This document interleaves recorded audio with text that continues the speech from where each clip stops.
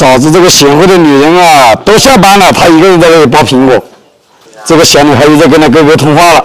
嫂子，休息一下，休息。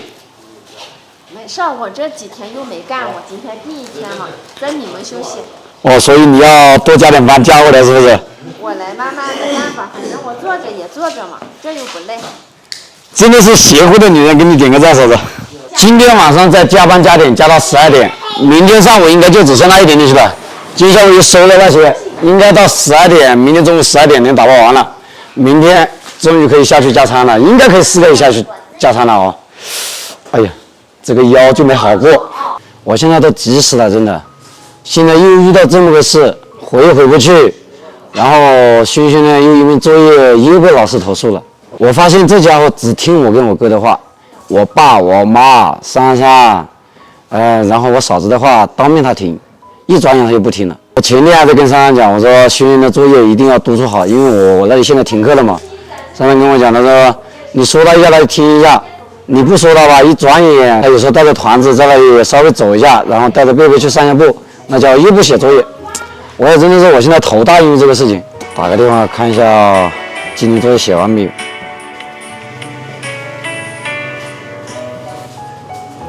喂，这2个家伙讲点离线的，我给你打视频了。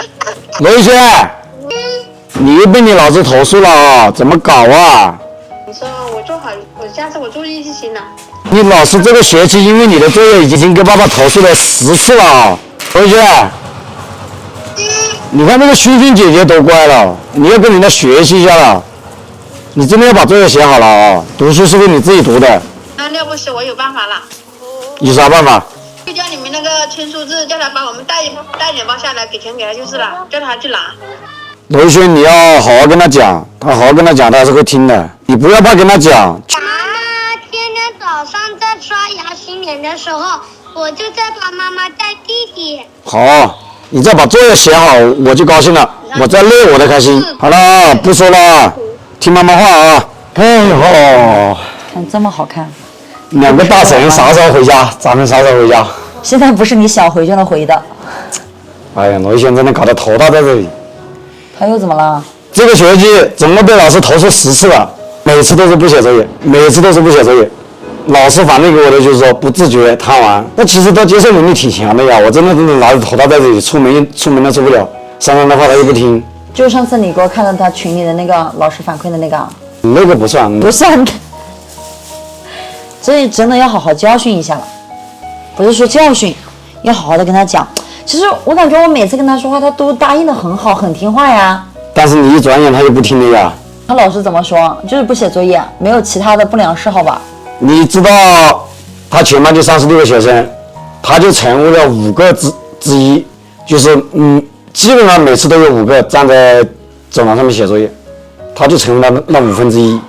我想说的是，你也别说我站着说话不腰疼哦，可能是因为我现在还没有小孩的一个原因吧。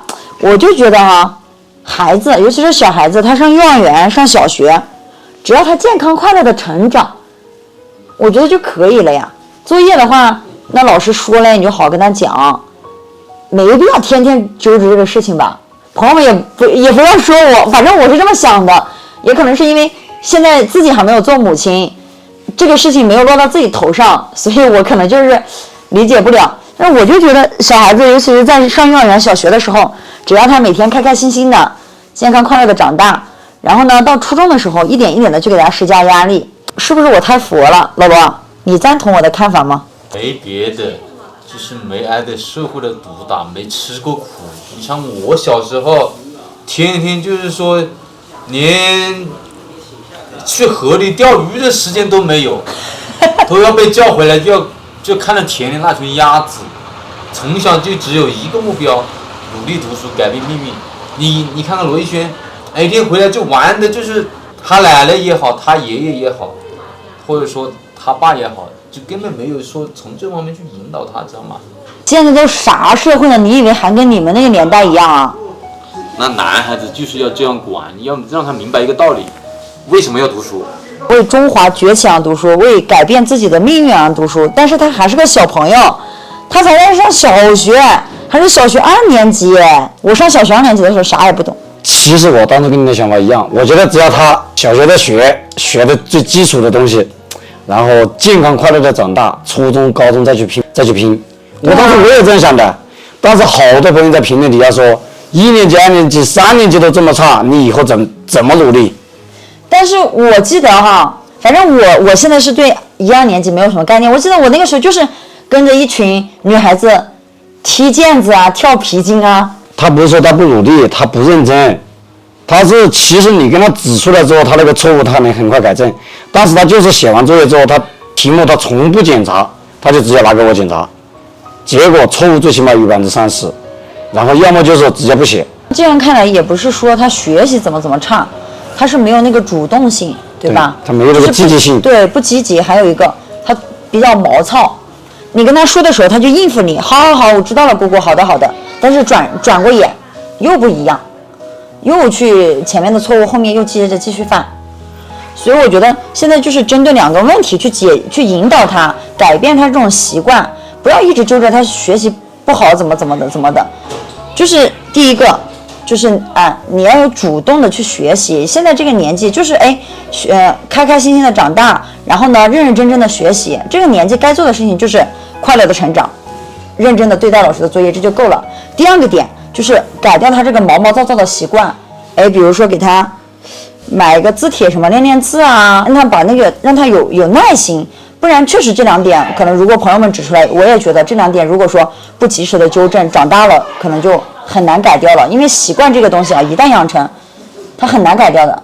你看家里的玩具成堆的好不好？你像培养智力的玩具啊，积木拼图啊、魔方啊，哪一样没有都有，但他玩个2-3年他就丢了，你最关键是玩具再多，就是你智力玩具啊，你练智力也好，你没人陪他了啊，没人指导他啊，这才是最大的问题了。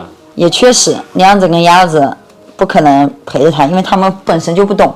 罗永呢又忙，珊珊呢又要带团子。那要不这样吧，我3楼办个托管所吧，你把那2个托给我。最主要是珊珊现在说的话他也不听，贝贝就是说可能是女孩子的原因，他跟珊珊相处的好一点。珊珊可能就是说，我也不知道他家伙心里怎么想的，反正他如果说他没接受珊珊吧，他晚上也喜欢跟着珊珊睡，他跟着珊珊睡，他就能很早的睡，早上也能自由的起来。但是珊珊他写作业那些东西他又不听。世界难解之题，这我也不知道说什么。其实我也找他聊过，每次聊天的时候他跟我讲的很好的，我要做男子汉。我问他以后要跟爷爷一样还是跟大伯一样，他说要跟大伯一样。反正争取尽快回去吧，是的确缺少对他家伙的陪伴了。